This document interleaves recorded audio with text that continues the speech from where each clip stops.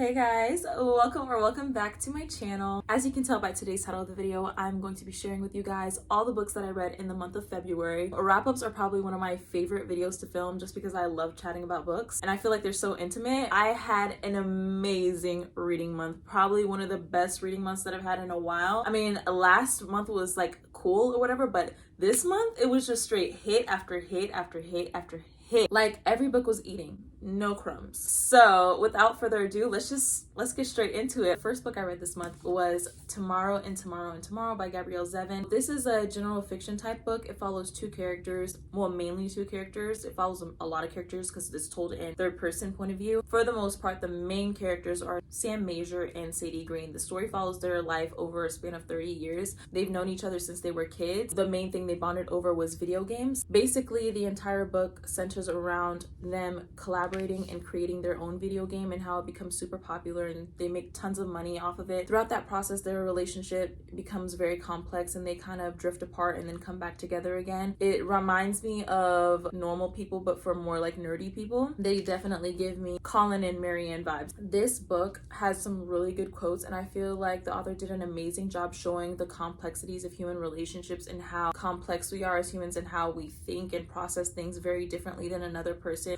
Perceptions can be very different. A lot of times throughout the book, I read one character's experience one way, and then in the other character's point of view, you have a completely different experience. The characters, like I said, are very, very dynamic. What I will say is at the end, I just felt so empty. I think I've said in a previous video when I read viral books that I just felt so empty when I finished this book. Nonetheless, I did think about it for a while. I really enjoyed it. There were certain parts that kind of got not boring, but it was just a lot of information, but I feel like that information was essential to the story. I definitely had laugh out loud moments, crying moments. It was just a roller coaster of emotions. It is an acquired taste, but I still rated it 4 out of 5 stars. The next book I read for the month of February was A Court of Thorns and Roses by Sarah J. Maas. Going into the book, I already knew it had a lot of hype, but babe, at the end of this book, literally, like, I was shook. I ate up this book so quickly. It was so good, so fast paced. It was very easy for me to get into the fantasy world. I see a lot of people hate on Sarah J. Maas and her books. I don't know what the background there is, but maybe I just don't have good taste. I feel like books are subjective, but I really enjoyed this book. So basically this story follows Feyre. She is a human and she was out in the woods hunting for her family because her family was super poor. She was the go-getter, the hunter-gatherer for her family, the bread maker, and she killed a wolf, but that wolf happened to be a fairy that could shapeshift from the fairyland. So that sparked this whole kind of ordeal from there. The ending just had my jaw dropping to the floor and like my heart was racing. I loved the romance. I loved everything about it. I say now, after I've had time to think about it, I would rate this book a 4.5 out of 5 stars. Next, I read Carrie Soto is Back by Taylor Jenkins Reid. I freaking love Taylor Jenkins Reid as an author. I eat up every single one of her books. I feel like they're just always so well written and the characters are just so real and authentic and complex, and you find a way of relating to her books in one way or another. This book follows Carrie Soto and she is a tennis player. She upholds a record for winning like the most tennis matches in a certain, I forgot what the tournaments are called, but just know she has a record for winning a lot of matches. I think it was like 21 or something like that. She is retired at the beginning of the story, but then one of the newbies, her last name is Chen, I forgot what her first name was. One of the newbies is on the verge of breaking her record. So she decides to return to the league with her father as her coach and try to basically beat herself and break her own record. I really appreciate the character development in the story. I loved seeing the dynamic and the relationship between her and her father. It was very heartwarming. Definitely stole the show at certain parts of the story. Also, there is like a slight subplot of romance, which I thought was really, really cute. I think we all need a beau in our lives. It was super, super cute. I love this story. I will say I did not connect with it as much as I did with other Taylor Jenkins Reid books and the Daisy Jones and the Six universe. I still enjoyed it nonetheless, and I rated it 4 out of 5 stars. The next book I read for the month of February was The Housemaid by Frida McFadden. So this story follows Millie. So she's fresh out of prison. She's looking for a job. She just got fired from her last one. She stumbles upon the Winchesters. She gets hired as a housemaid. Nina, which is the wife, gives her a hard time, and there's a lot of weird things that happen and go on in the story. That is the most I can say without revealing anything or spoiling anything for anybody. What I will say, the first plot twist, I was like, okay, this was kind of predictable, but not really. I was still shocked. Let's not get it twisted. I was still very surprised. And then the second plot twist, and I think maybe even there was a third plot twist. Oh my goodness, I was shook. I rated this book 5 out of 5 stars. If that's any indication on how good the plot twist was, it just came so left field for me. I've heard other people say that they predicted it, but me, I don't know, I was just blown away. Next, I read The Final Offer by Lauren Asher. So this is the third and final book in the Dreamland Billionaire series, which is bittersweet because I really enjoyed these books. More specifically, my favorite one was Terms and Conditions. Declan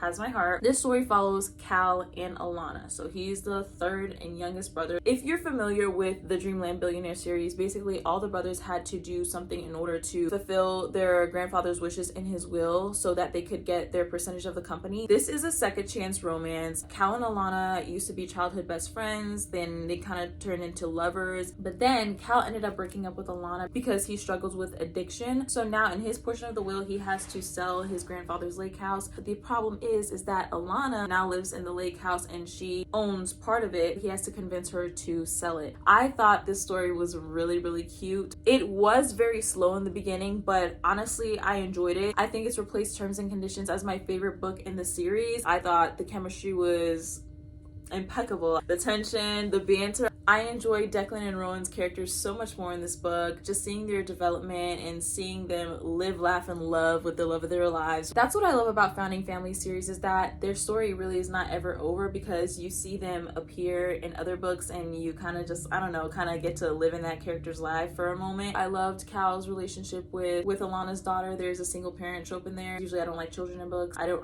really care for it. I don't want to see it, but I liked her and I liked her dynamic with Cal. I thought it was really cute. Overall, I gave this book a 4.5 out of 5 stars. Next, I read Say You Swear by Megan Brandy. I hope I don't make anyone mad with this one.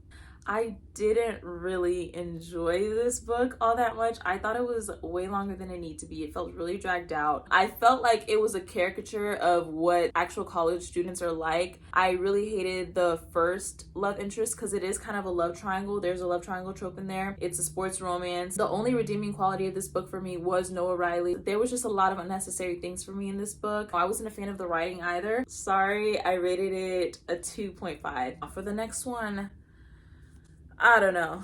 Okay, next I read Magnolia Parks by Jessa Hastings. When I tell you, when I closed this book, when I read that final page, I honestly felt like I was owed compensation and therapy from this book. I literally had my heart torn in half by this book. I don't know how I didn't see the ending coming. When I tell you, I've never rooted for a couple more, but didn't want to see them end up together either. Like, there's no way I would root for this couple in real life. I think I rooted for them just because their love story was written in such, like, I don't know, in such beautiful words, just dressed up the relationship in this really nice packaging. Basically putting lipstick on a pig. That's what it was like. BJ and Magnolia, their relationship is the most toxic book relationship I have ever seen in my life. I both loved and hated this book. At the end, I didn't know whether to rate it 1 star or 5 stars. I hated it so good. Let's just say that. Before reading this book, I had thought After by Anna Todd was the most toxic book relationship I've ever seen. But this one definitely takes the cake. Hardin Scott has nothing on BJ. It was very hard for me to get past the cheating trope. Like, for me, cheating is an unforgivable sin. Once you cheat, the relationship is done. There's no redeeming it. There's no getting back together. I don't want to ever hear from you a day in my life. I don't even want to know that you exist. You're dead to me. You're dead to me. This book made me miserable yet euphoric at the same time. The quotes in this book, all I can say is that this book definitely ripped me a new one. This one stressed me out. It put me in a slump just because I was so engrossed in this universe that it was hard for me to pick up another book and feel anything else after reading this book. I think I'll just rate it 4 stars. I really did enjoy this book. I enjoyed the drama. I loved all the side characters, the London vibe, Gossip Girl type vibes. It was giving very much Blair and Chuck, but like worse. I really enjoyed this one, but I also really hated this one as well. And guess what? I will be finishing the series. Even if I hated the first book, I'm still gonna finish the series because I have a hard time not completing what I started. So Daisy Hates, here I come. Next, I read the second and third books of the ACOTAR series, so A Court of Mist and Fury and A Court of Wings and Ruin. I can't really give it a synopsis because it's a continuation of a series. I don't really want to spoil anything because if you haven't read the first book, then you definitely don't want to know what's going on in these books. These books, every time I finish them, my jaw is on the floor. Well, more so this one and the first one, because this one was just kind of like a good completion of the first two books. I loved Riss and Feyre. If y'all know Riss is bae. He's so baby girl to me. I think these books are so well paced. They're really thick, but don't let that intimidate you because they're so entertaining. The plot is always picking up. These books are so good. I don't know if that's just me. Like I said, books to me are subjective. Like one person can have a completely different experience than another person reading the same book, which is a phenomenon to me. Individually, 4 to 4.5, but altogether as a series, I would say 5 out of 5 stars. Next, I read a highly anticipated book. I picked up the second book in the Knock 'Em Out series, Things We Hide from the Light. It follows Things We Never Got Over. Honestly, I'm gonna go off on a tangent here, a slight tangent. In the first book, I really enjoyed the first half. But then the second half for me just kind of got so far-fetched. It was giving me soap opera vibes / telenovela vibes. I don't know, I wasn't vibing with it like that. But since I enjoyed the first half of this book so much, I was like, okay, let me give the second book a chance because I really liked Lucy Score's writing. I liked the banter between her characters. So I was like, let me give this one a chance. But then what ended up happening is I enjoyed the second half of this book more than I enjoyed the first half. So if we put the first half of the first book in the series and the second half of the second book in the series together, then we have a whole. I hope I'm making sense there. This book follows Nash and Lena's story. So Nash is Nox's brother from the first book and Lena is Nox's ex-girlfriend. So there's like a brother's ex-girlfriend trope in there, which is kind of weird. I'm not gonna say I'm a big fan of cop stories, which this was. Lena is in town for work. Nash is dealing with trauma from when he got shot. So he's kind of like a broken hero in this book. Miss Lucy Score definitely has a formula for her writing. Let me elaborate. Slow burn. Don't get anything between the love interest until about like 60% of the way into the book. Then an unnecessary third act breakup, and then something climactic at the end. This book was kind of insta-lovey. Contrary to popular opinion, I don't mind insta-love, but I like insta-love done in the right way. Like it has to be poetic. It has to be like in a prose kind of way. You know, I've loved you ever since I knew you, or even before I knew you, but like in a philosophical way that makes you kind of just, you know, like insta love. But I wasn't getting that with this. It was kind of giving like, okay, do you guys even like any specific things about each other, or do you guys just have really good chemistry? Also, what I will say about Lucy Score's main male characters is that they're very lust driven. There's not really much that sparks the relationship other than potential sexual chemistry, which I'm not a fan of. Oh my gosh, I'm super attracted to this girl, so that equates to feelings. Like, no. This one did not have as much banter as the first one, which I was kind of missing out on because that's one thing that keeps me reading Lucy Score's books is that her banter is always top notch. There's like a mystery element. It's more of like a mystery and then a romance as a subplot in the story. The connection between the characters was definitely giving anxious attachment. What I will say though, this book has definitely made me excited for the third book, which is, I don't know what the title of the third book is, but I know it has a cute purple cover, which is one thing I really like about the series. This cover is just, it's so cute. But it definitely made me excited for Lucian and Sloane's book. Theirs is a second chance romance, and you definitely kind of get that tension and build up throughout this story. I will say, if anything, this book succeeded in making me excited for the last book in the Knock 'Em Out series. I mean, I read it in a day, so clearly I enjoyed something about it. I rated it 3 out of 5 stars. The last book that I officially read for the month was Mile High by Liz Tomford.